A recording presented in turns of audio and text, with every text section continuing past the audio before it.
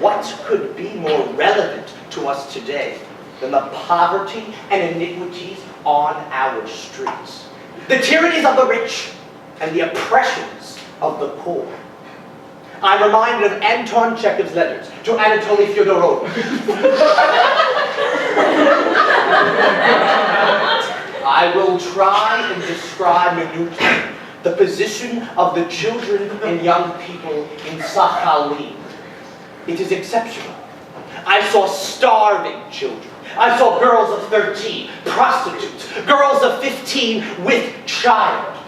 Girls begin to live by prostitution at the age of 12 years old, sometimes before menstruation has even begun. Church and school exist only on paper. The children instead are educated by their environment and the convict surroundings. Among other things I have noted down, a conversation with a boy of 10 years old. I was making the census of the settlement of Upper Ormuzgan. All the inhabitants are poverty-stricken, every one of them. And they have the reputation of being desperate gamblers at the game of Stoss. I go into a hut. The people are not at home. On a bench sits a white-haired, round-shouldered, bare-footed boy. He seems lost in thought. We begin to talk. What is your father's second name? I don't know. How is that? You live with your father and don't know what his name is? Shame. He is not my real father. How is that? He's living with mother. Is your mother married or a widow? A widow. She followed her husband here. What happened to your mother's husband? She killed him. Do you remember your father? No, I do not. I am illegitimate. I was born when my mother was at Para. Imagine that you two are a peasant in Imperial Russia, or a starving child who must go without so her children may eat, or a youth abandoned by his parents in our own country's inner cities in this very day and age. They too are educated by their environment. Yes, a different environment, but church and school exist only on paper. These are the products of poverty, generation after generation, whom our societies fail.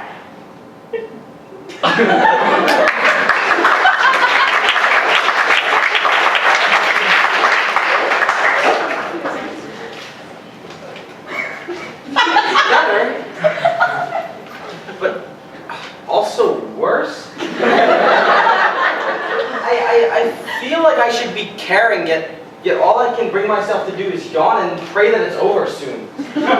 Is this really newer? I asked for newer. It's 2.5 millennia newer.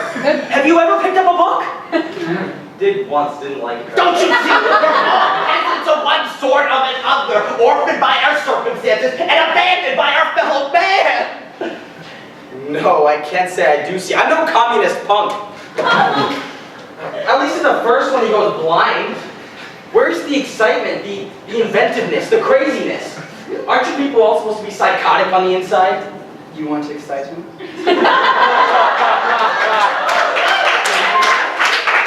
Clinical psychosis. Well, when my daddy was a kid, my grandpa loved two things: the politics of Joe McCarthy and the music of Leonard Bernstein. The irony must have escaped him. In fact, he loved so much that before I was born, he insisted I be named after one of them. I was this close to being another average Joe. Wasn't meant to be. When I was a kid, my grandpa and I bonded over land, but old McCarthy ended up on the wrong side of history, and he couldn't deny that. So when I read Arthur Miller, it was as if my family's beliefs were put through a crucible of doubt and contradiction. Everything gets a little confused up there anyhow.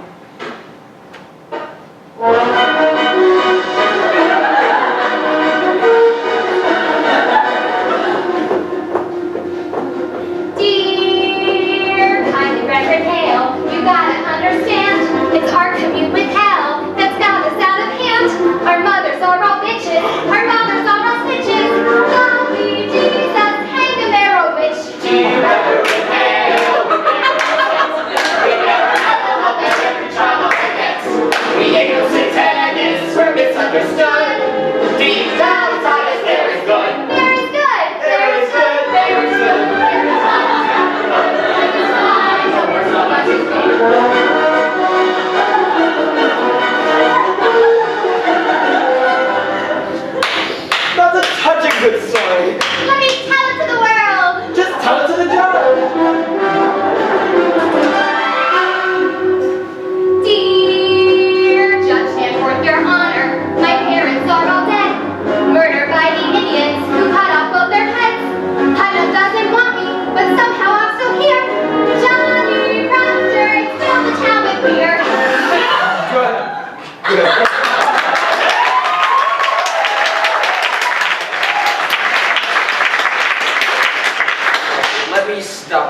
that was... Well, I'm not entirely sure what that was. But it sure as hell ain't not going to work for me. At least, I mean, it is a musical, so at least it would sell better than the other two. I've got more. No, thank you. Listen, I appreciate your time, gentlemen. There's clearly plenty of art going on here, whatever the hell that means. Really good stuff. Anyhow, I believe that's my cue, so unless you have anything else.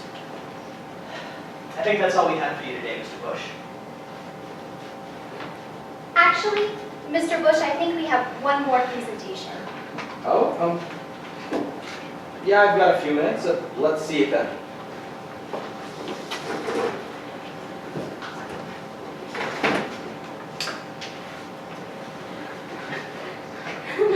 How Business Analytics Can Create a Successful Play by Julie, MBA. There's a typo. Honey, is this what you've been working on in your free time? There's a typo. Where do you go to school, dearie? Wharton. Of course you did. My alma mater. Of course it is. I have some graphs. Compare it with these other graphs, and contrast with this table. If these numbers are any indication, we can clearly deduce that most successful plays generally include, but are not limited to, some of, but not all of the following. Fiddlers playing on roofs, cats on hot tin roofs, general roof-based motifs, racial tension, product placement, the Bible, gay people, nostalgia, Mormons reading books, etc. Most successful plays only contain one or two of these successful theatrical devices, or STDs for short. As you can see in this illustrative graph, there's a strong positive correlation between theatrical involvement and getting STDs. Just consider the overwhelming, infectious power of having 3 or more STDs. I wouldn't be at all surprised if this STD sped to other playwrights and became prevalent throughout the population. We're at the forefront of a potential epidemic, sir. The power lies in you.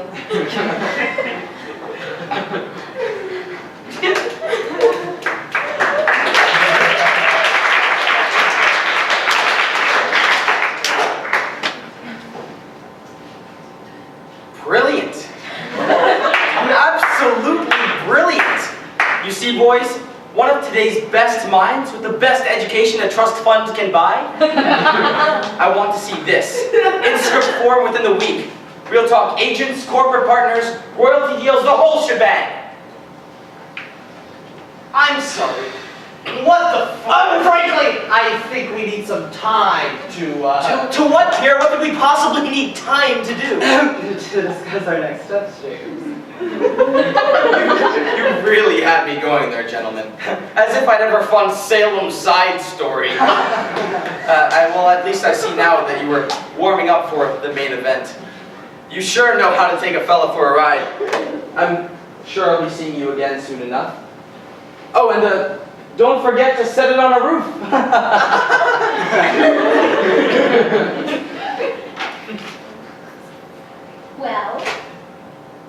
Well, you might say thank you, Julie. Thank you, Julie. perhaps some time alone, Julie. Thank you, Julie. He wanted a Prezi. We've been giving him theater this whole time when all he wanted was a Prezi. Did you honestly expect he wanted to see Oedipus? He's a politician. You're right, Jim. He wasn't going to go for it. And why did we do this? Why did we work so hard? Because we say yes to things, James. Well, then we have to say yes to this. Money doesn't matter that much. It can't matter that It much. shouldn't matter that much. It does. This is what we have to do. I won't prostitute my talent so some Yankee can get his rocks on. You don't get it. We do this for ourselves. No, you don't get it. Neither of you get it. This was it. Our last shot to make it in this world. It's over now. We lost. We fought the good fight. We went punch for punch with life for a while back there, but now we're down for the count, and I don't want to get up again just to get beat back down. We lost. Live in reality for once, for one day of your life. No. No. I refuse to live in reality. I reject a world in which a president is chosen over Chekhov. I will not give in to cowardice. I'm no coward. I'm an actor. We're all actors. We're all a dangerous mix of vengeful and scared on the inside. You're right. Of course you're right. That's why I knew you'd say yes all those years ago. The 3 golden sacks.